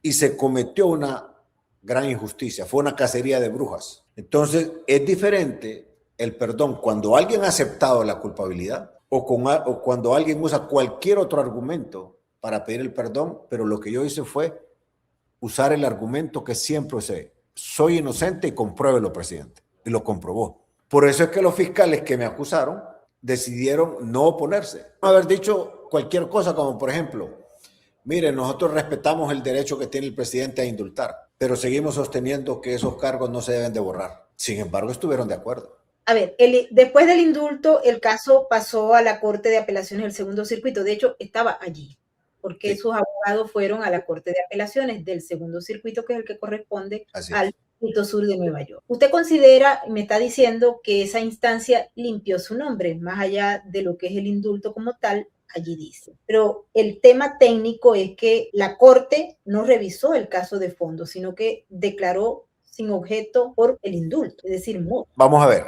el derecho, ya se lo digo como abogado, el derecho es lógica, debe tener lógica. Entonces, en el momento que la Corte de Apelaciones no ha conocido en el fondo el caso porque entra el perdón, o sea, no ha confirmado la sentencia, pudo haberla confirmado, pudo haber ordenado otro juicio, pudo haber ordenado desestimar completamente los cargos, porque no estaba firme la sentencia. Pero en mi caso hay una particularidad, que yo no pido el perdón por mera clemencia o porque yo acepté algunos cargos, es porque siempre sostuve que era inocente. Pero lo interesante es que los fiscales que me acusan deciden no oponerse. Para aclarar, la Corte no decidió sobre su inocencia o culpabilidad. Fue que se vacó la sentencia por realmente pérdida de controversia y porque pues estaba el indulto, ¿no? Sí, pero también la Corte, el antecedente dice, no podemos permitir que el récord de una persona quede manchado si nunca tuvo la oportunidad de conocerse el veredicto de la Corte de Apelaciones? Porque, como le repito, bien pudo haber confirmado la sentencia del juez Castel, bien pudo revertirla para que hubiera un nuevo juicio, o sencillamente dice, se desestiman los cargos. Había un indulto y ahí en función de eso... Eso yo le digo, es que no existía una sentencia firme, porque no puede haber un juicio con una sola sentencia. El error del juez en una apelación, los errores que se hubieran cometido en una apelación, pudieron haber revertido la decisión. El otro momento es cuando se da se llama en inglés the ineffective assistance of counsel, como quien dice, una defensa totalmente impropia. Le voy a confesar algo, el día de mi sentencia, los 3 abogados, Colón, Renato, Sabrina, me dijeron a mí, nosotros vamos a firmar una affidavit declarando que no fue posible darte la asistencia legal como la ley ordena. Y al decirlo nosotros, automáticamente vas a tener un nuevo juicio. Y la otra forma de la apelación es cuando salen nuevas evidencias, como las hemos encontrado. Entonces, nadie puede decir que Juan Orlando es culpable. ¿Por qué? Porque su sentencia nunca fue firme. Ese es el razonamiento de los antecedentes de la Corte Suprema de Justicia de Estados Unidos. ¿Usted se siente reivindicado legalmente o liberado? Claro que no hay nada en mi récord, pero moralmente no me siento reivindicado. Para empezar, vea usted, mi familia no la he visto en 4 años. No la dejaron. ¿Hasta dónde llegó la persecución política? Que a los verdaderos capos, que yo sé que usted lo ha visto en los juicios, los parientes van al juicio. A mi familia no le permitieron venir. Entonces, no estoy con mi familia. Ya desde ahí estoy incompleto. Yo estoy aquí, ya llevamos casi 2 horas comentándole esto, porque siento mi deber. Es una cuestión moral, ya no solo por mi familia, sino por el equipo que me acompañó, por la generación de hondureños que se atrevió a enfrentar lo que nadie quería enfrentar. Si lo más fácil era como hicieron otros presidentes u otros líderes en Honduras, saber que existía el problema, pero mirar para otro lado. Pero eso era tomar la decisión de no hacer nada. Pero yo no soy así. Entonces, yo comprometí a mucha gente en esta lucha. Y aunque me ofrecieran lo que me ofrecieran, yo no iba a ir a mentir ahí para salvarme yo. Es que es el nombre del país. Y todavía más, es el nombre de los que murieron en esta lucha. Yo sabía que corría el riesgo de quedarme de por vida ahí. Imagínese usted que fueron 45 años que el juez, creo que ese día la sentencia, ese fue el día que lo miré diferente, porque él ya había tenido acceso a todas las cartas y la información que yo le envié. Y se acuerda que dijo, no le puedo dar menos de 45. Dice. Yo realmente ese día esperaba una cadena perpetua. Bueno, para los efectos era más o menos lo mismo. Para mi edad era lo mismo, pero el mensaje que manda es diferente, porque él se dio cuenta con la información que le mandé yo en mi carta y mi abogado de todo lo que no permitieron ingresar ahí. A ver, su caso ahora es visto como un precedente para líderes acusados de narcotráfico y que hayan ocupado cargos políticos.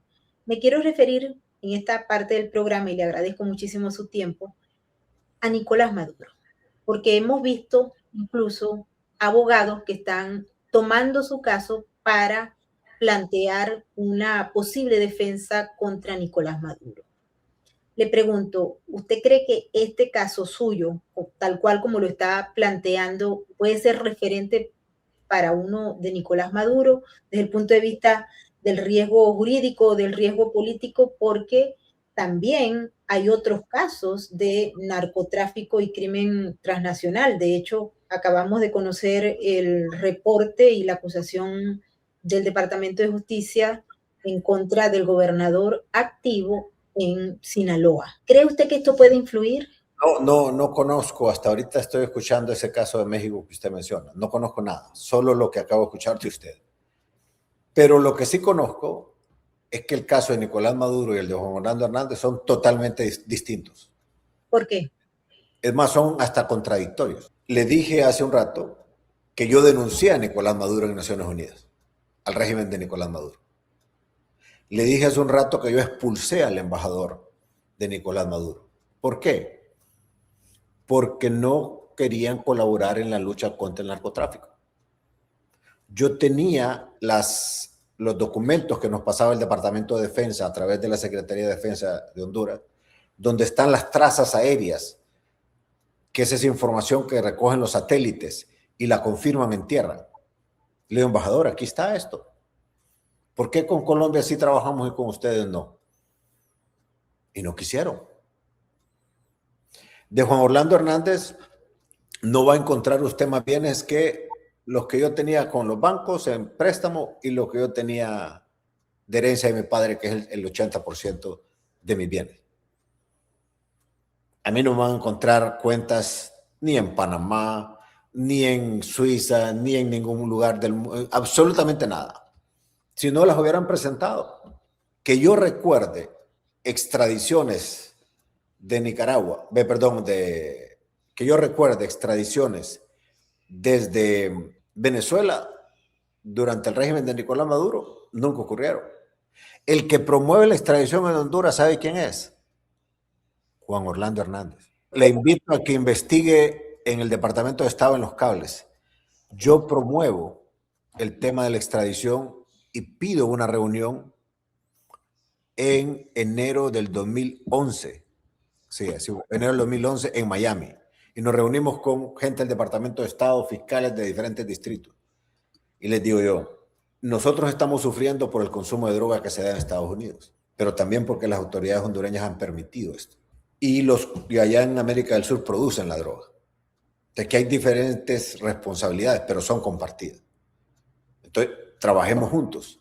No es fácil ceder la justicia de un hondureño a otro país por un tema de soberanía, pero hemos llegado a pensar que estamos perdiendo el país y queremos una alianza con ustedes. El país de Honduras, León, no es un país tan fuerte como el de Colombia y no vamos a aguantar una embestida de atentados terroristas como lo sufrió Colombia en la época de Pablo Escobar, cuando se quiso implementar la extradición.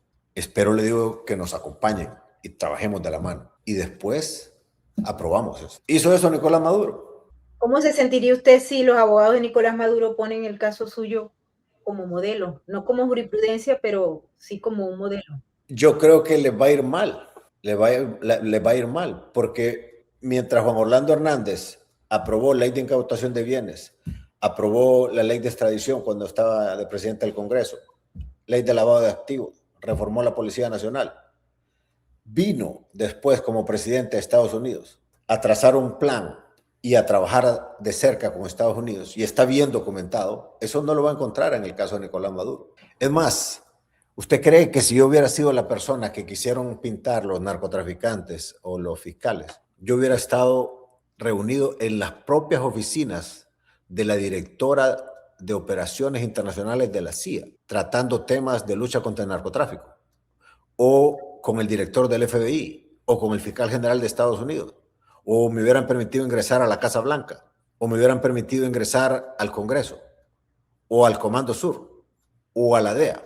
Entonces, no sé si eso ocurrió con Nicolás Maduro, me da la impresión que no. Una pregunta que siempre le surge a uno cuando estamos tocando estos temas que son tan profundos, porque se está pasando escrutinio al sistema de justicia de los Estados Unidos. Y también podemos decir que desde el Departamento de Justicia, de acuerdo a su versión y con la compañía o el auspicio de los grupos políticos adversos a usted y a su partido y los criminales, se construyó un enemigo, se construyó un adversario y también un narcotraficante que en la apertura del juicio dijo que era no solamente un narcotraficante más grande de todos los narcotraficantes, sino que también había utilizado la estructura del Estado para el negocio del narcotráfico, para proteger el narcotráfico.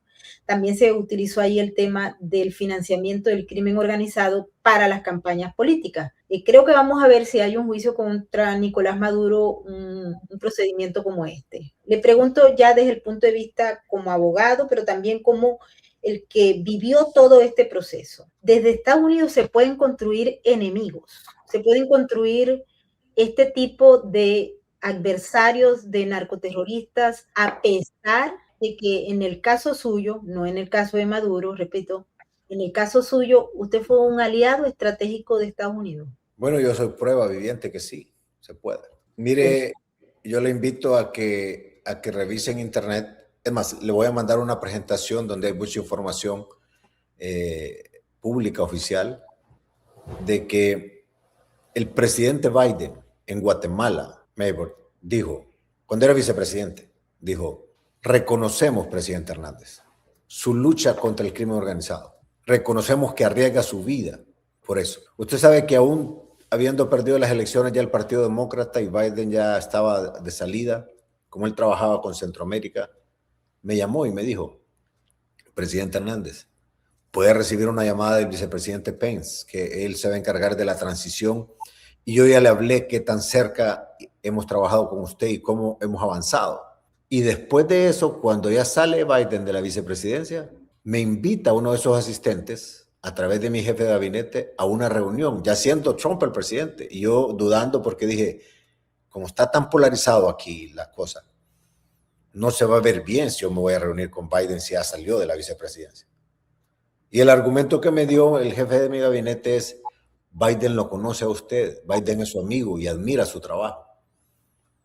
Y fuimos. Y cuando llegué estaban instalando varias cosas y él estaba allá en una oficina y le hice la broma, o sea que ya va a comenzar su campaña aquí. Y la misma persona que gestionó la reunión, cuando me miró que yo estaba firmando un acuerdo con el presidente Trump del tercer país más seguro, y supieron ellos que yo fui a hablar con varios presidentes de Centroamérica, porque al final a todos nos afecta la migración ilegal, porque ahí va mucho tema de tráfico de drogas, de armas y otras cosas. Es crimen organizado. Ese día comenzaron los ataques. Ahí se la dejo. Sí, antes de irnos, ¿qué le queda a usted de todo esto? ¿Va a volver a la política? ¿Se va a quedar en el sector privado? ¿Cuáles son los planes y proyectos que tiene usted, si me los puede compartir? No estoy pensando en el tema político, en participar personalmente. No, claro, como hondureño, sí yo siento que mi país está en riesgo de volver a caer en el desastre que caímos los últimos 4 años. Mi familia es testigo de una persecución política brutal y salvaje. Ahí sí voy a intervenir. No necesariamente participando en una elección, pero sí exponiendo mi punto de vista. Pero de ahí mi prioridad es mi familia. No pude, cuando estaba en el gobierno, atenderlos como deberían por estar atendiendo las cosas públicas. En la cárcel menos. Entonces ahora que ya es menos el tiempo que me queda estadísticamente hablando de vida que el que ya viví, quiero disfrutar a mi familia, quiero disfrutar a mis nietos. No los he visto, no los vi crecer caminando. Me perdí eso. Entonces ahora somos una familia más unida, quiero estar ahí. Ya sabe usted lo que es aquí escribir un libro y comercializarlo, un documental. Esta industria es bien compleja, yo pensé que era algo más simple. Eso me va a llevar mucho tiempo, sigo trabajando en ello. Y contar mi verdad, porque es lo único que le voy a heredar a mis hijos, un nombre restaurado. Así es de que mis prioridades no son la participación en política. Y unos audios que surgieron en Honduras dicen 3 cosas muy fuertes. Una, ¿Cuáles audios? unos audios que circularon, que creo que usted ya los ha desmentido, pero para aclararlo acá. Ah, los de ahorita. Eso da risa. Pero para que quede claro su versión sobre el tema. Usted no pagó, o ningún miembro del gobierno israelita o algún miembro de la comunidad judía pagó dinero para su indulto. Mire, número 1, yo me quedé sin un centavo literalmente, de lo poco que tenía. Nunca conocí al señor Roger Stone, sino hasta después de que salí de la cárcel. Ni mi familia lo conocía. Pero vámonos a los audios. Me estaba riendo yo cuando empecé a escuchar los audios, y ahora que antes de que usted nos conectáramos, me llamó un periodista de Tegucigalpa, y me daba risa, fíjese, porque digo yo, ¿cómo la izquierda radical internacional se une para pretender proteger y salvar a Mel Zelaya, a Luis Redondo, que es el presidente del Congreso, que quiso robarse las elecciones contando en el Congreso los votos a su manera, y a Salvador Narral. Cuando usted mira el sitio, se da cuenta que es toda una estructura de la izquierda internacional. Yo no sabía, por ejemplo, pero me llegó ayer mismo información de que este señor Iglesias de España lo vinculan varios medios de comunicación con recibir dinero de Chávez o de Venezuela. Y él es uno de los principales promotores del tema. Entonces, pero lo que me da risa a mí es que, es decir, ni tan siquiera se parece la voz. En mi caso, ¿eh? No uso esas palabras yo. Ahora me quedo sorprendido yo también del poder que tienen de difundir y que muchos medios los toman. Y digo yo, qué fácil es desinformar a la gente. Y cómo pueden construir en el imaginario de la gente una narrativa que después la gente termine creyéndola. Por eso salí al paso yo, a pesar de que miré hasta ridículo, pues me dio risa, pero dije yo, no, vamos a salir al paso tal como es. Con el presidente Azura, le cuento, no he hablado desde el día que lo felicité, que él ganó. Y se lo puede preguntar a él. ¿Usted no tiene ningún tipo de comunicación con el primer ministro israelí Bibi Netanyahu? No. La última vez que yo tuve comunicación con él fue cuando llegué. Él no era primer ministro en esa época. Eso fue cuando era primer ministro Bennett. Y Netanyahu llegó a verme al hotel. Ahí platicamos otra vez. De ahí en adelante más nunca. No. ¿Y con la comunidad judía neoyorquina? Yo no. ¿Cómo usted se sintió en la cárcel? ¿Usted por casualidad se consiguió, por ejemplo, con el Pollo Carvajal o con alguno de estos individuos venezolanos allí? No. Yo creo que ese señor Carvajal no había llegado a Estados Unidos cuando me movieron a West Virginia, una de las cárceles más peligrosas de Estados Unidos. Mire qué interesante, me movieron 5 días antes de que iniciara el presidente Trump su presidencia. ¿Y cómo puede catalogar, por ejemplo, la cárcel de Brooklyn? En Brooklyn a mí me tenían en una unidad especial de protección. Realmente no sentía los riesgos que realmente sentí y viví en West Virginia. ¿Por qué? Porque en West Virginia casi todos los días apuñalan a alguien. ¿Y usted estaba en la población general o separado? Sí, y varios de los presos que ya eran más maduros o gente más, ¿cómo le pudiera decir? Como más seria, que mira la vida ya de manera diferente, me decían, presidente, vos no deberías de estar aquí, porque en cualquier momento te hacen daño o te matan. Y yo, ¿por qué? Me dicen, porque aquí hay grupos que tienen como política de grupo no permitir que vivan aquí personas que han estado del lado de la ley y el orden. Y vos representás eso en tu país. Mi abogado insistió, mi familia insistió, igual, no había manera de que me movieran de ahí. Lo único que pude hacer es entrar en un programa donde había una unidad más resguardada y trataba de no salir de la unidad. Además pasaba siempre en mis temas de trabajar mi caso para llevarlo al público. Pero gracias a Dios me cuidó, estoy vivo y estoy en libertad. Y como dice el sistema de justicia de Estados Unidos, estoy restaurado a mi estado de inocencia, como cualquier otro ser humano que no tiene problemas con la justicia. Quiero agradecerle por haber estado con nosotros en esta entrevista tan larga y tan profunda. Muchas gracias. Gracias a usted, porque el valor de esta, para quienes escuchan y ven, de esta entrevista es de alguien, la entrevistadora, estuvo en un juicio y pudo ver ahí cómo se desarrolló. Así que yo le agradezco esta oportunidad también. Muchísimas gracias. Saludos.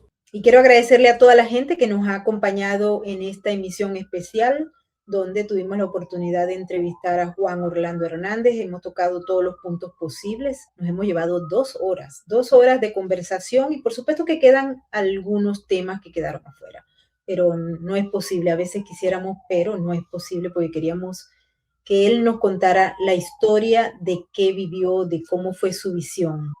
Son 2 versiones y las repetimos nuevamente. Hay una versión por parte del sistema de justicia de los Estados Unidos y de la fiscalía que se expresa en un juicio, que se expresa en la presentación de los testimonios. Ciertamente la parte de la evidencia fáctica no pasó en ese juicio, era un juicio de conspiración, y los juicios de conspiración a veces requieren de testimonios de personas que hayan participado en conspiraciones para darle esa validez jurídica. Y esto aquí es importante destacarlo. Él ha planteado ciertamente sus disposiciones.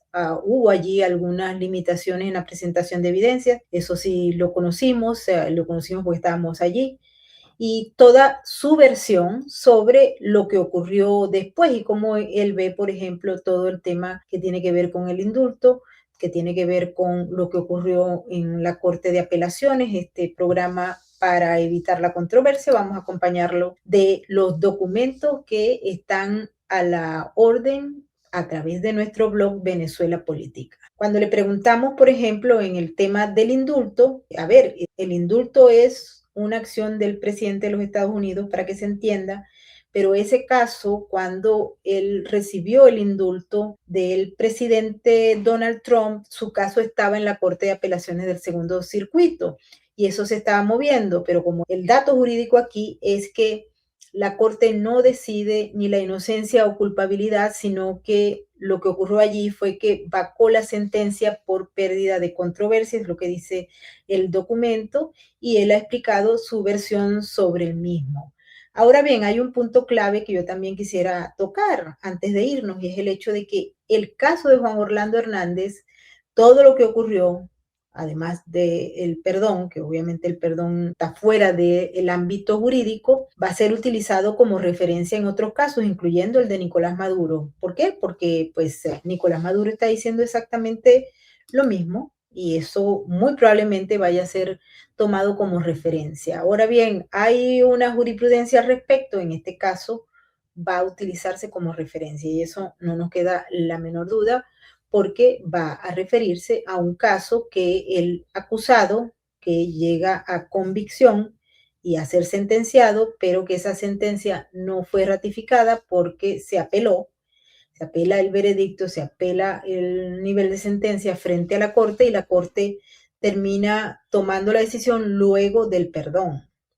Pero en esencia es el planteamiento de la utilización del sistema de justicia como un elemento para la construcción de un enemigo. Y esto lo vamos a ver en futuros casos, no solamente en el de Nicolás Maduro, estoy segura que en otros casos, incluyendo los que están pendientes en México y cualquier otro que tenga que ver con política y con crimen organizado transnacional.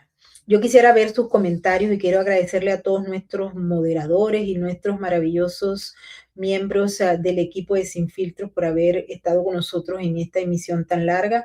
Lo quisimos hacer así, queríamos aprovechar la oportunidad de haber conversado con Juan Orlando Hernández, porque este caso, repito, tiene importancia capital. Nosotros estamos escribiendo un ensayo que pronto vamos a publicar sobre este tema, que es una historia que tiene doble filo porque son dos narrativas y una verdad que se demuestra jurídicamente y se plantea políticamente. Así que también le vamos a avisar cuando tengamos publicado este ensayo.